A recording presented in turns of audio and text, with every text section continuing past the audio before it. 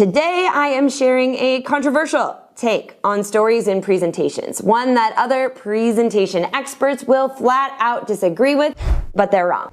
Here it is. The one story you should never tell in a presentation is the story that makes you cry when you tell it.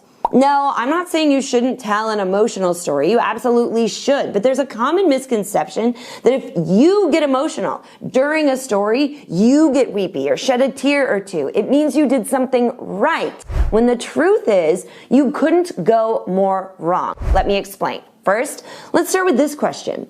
Why do you tell an emotional story in the first place? Is it because it makes you feel something? No. If your answer was yes to that question, that could be your problem. The reason you tell an emotional story, or any story for that matter, is for the audience to benefit, the listener, the person experiencing the story. It should always be about them, telling the story so they can feel the emotion and take the journey to the lesson you want to teach. Let me be clear.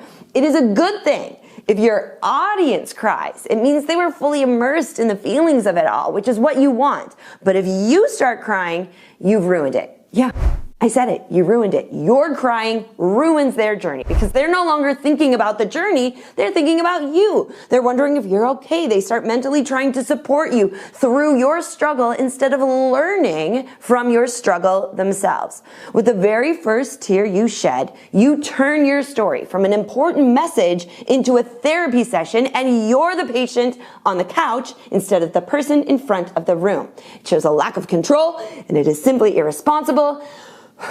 Now, in a few days, I'm going to send you another video with what to do about a story that makes you cry and how you can get that story, if you have an emotional story, ready to be shared in an appropriate way. Keep an eye on your inbox.